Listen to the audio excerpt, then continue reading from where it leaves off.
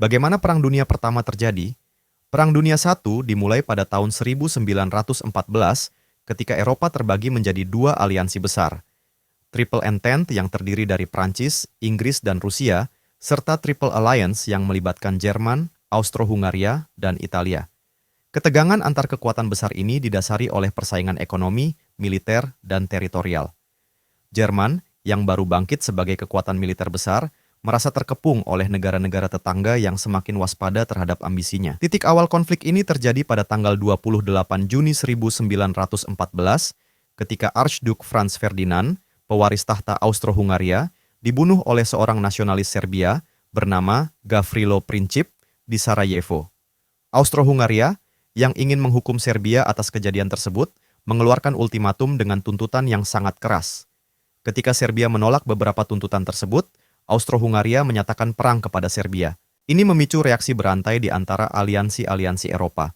Rusia, sebagai pelindung Serbia dan bangsa Slav lainnya, memobilisasi pasukan untuk membela Serbia.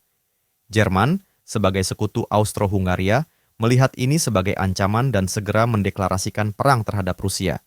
Perang yang awalnya hanya melibatkan dua negara, kini mulai melibatkan banyak kekuatan besar lainnya. Ketika Jerman mendeklarasikan perang terhadap Rusia, mereka juga memulai serangan ke Prancis, sekutu Rusia, dengan rencana Schlieffen Plan. Rencana ini bertujuan untuk mengalahkan Prancis dengan cepat melalui invasi lewat Belgia, negara yang netral, sebelum fokus pada Rusia di timur. Namun, invasi Jerman ke Belgia memicu kemarahan Inggris yang memiliki perjanjian untuk melindungi netralitas Belgia. Pada tanggal 4 Agustus 1914, Inggris menyatakan perang terhadap Jerman. Kini, seluruh Eropa terjebak dalam konflik yang melibatkan kekuatan-kekuatan besar. Italia, meskipun bagian dari Triple Alliance, memilih untuk tetap netral pada awal perang, karena merasa tidak terikat untuk ikut serta dalam perang ofensif. Sementara itu, Amerika Serikat dan banyak negara lainnya juga menyatakan sikap netral di tahap awal perang, meskipun sikap ini akan berubah seiring waktu. Saat perang memasuki front barat, muncul jenis perang baru yang belum pernah disaksikan sebelumnya. Kedua belah pihak terlibat dalam perang parit, menggali ratusan mil parit di sepanjang Prancis dan Belgia. Pertempuran di medan ini sangat brutal dan mematikan, dengan penggunaan senapan mesin, meriam artileri berat, dan gas beracun.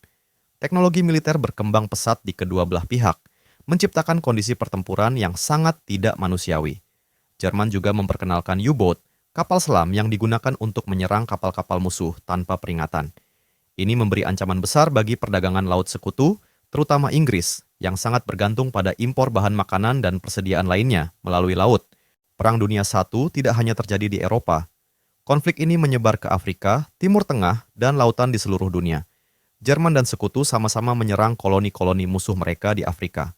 Di Timur Tengah, Kekaisaran Ottoman bergabung dengan kekuatan sentral pada tahun 1914 dan mereka berperang melawan Rusia di Kaukasus serta melawan Inggris di Mesir dan Mesopotamia.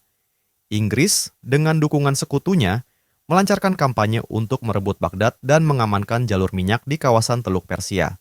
Konflik ini juga mempengaruhi kawasan-kawasan seperti Palestina, di mana pasukan Inggris bertempur melawan Ottoman dalam upaya merebut wilayah penting. Tahun 1916 dan 1917 adalah tahun yang penuh krisis bagi semua pihak yang terlibat dalam perang. Pertempuran Somme dan Verdun menjadi simbol betapa mematikannya perang ini, dengan korban mencapai ratusan ribu jiwa hanya dalam satu pertempuran. Di Gallipoli, sekutu berusaha membuka jalur laut ke Rusia melalui Dardanella, tetapi gagal dan mengalami kekalahan besar. Di front timur, Rusia menderita kekalahan besar melawan Jerman dan Austro-Hungaria, menyebabkan krisis dalam negeri yang memicu revolusi Rusia pada tahun 1917. Tsar Nicholas II digulingkan, dan Rusia keluar dari perang setelah menandatangani perjanjian Brest-Litovsk dengan Jerman, mengakhiri pertempuran di timur. Tahun 1918, perang mencapai titik akhir ketika Amerika Serikat bergabung dalam perang di sisi sekutu, membawa kekuatan baru dalam hal personel dan persediaan. Dengan pasukan Amerika yang tiba di front barat, sekutu melancarkan serangan besar terakhir melawan Jerman, yang mulai mundur di semua lini. Pada tanggal 11 November 1918, gencatan senjata ditandatangani dan Perang Dunia Paemung secara resmi berakhir. Namun, konsekuensi dari perang ini sangat luar biasa. 4 kekaisaran besar Jerman, Austro-Hungaria, Ottoman, dan Rusia semuanya runtuh. Peta Eropa berubah secara drastis, dan kondisi yang ditetapkan dalam Perjanjian Versailles akan menciptakan ketegangan yang akhirnya mengarah pada Perang Dunia II. Perang Dunia Punah mengakibatkan kerugian besar baik bagi militer maupun warga sipil. Lebih dari 9,5 juta tentara tewas dan lebih dari 7 juta warga sipil menjadi korban. Peta politik dunia berubah dengan munculnya negara-negara baru seperti Polandia, Cekoslowakia, dan Yugoslavia. Sementara Kekaisaran Ottoman dibagi menjadi berbagai wilayah yang dikendalikan oleh kekuatan Eropa. Dampak perang ini terasa hingga hari ini, meninggalkan warisan konflik dan ketegangan yang akan mewarnai abad ke-20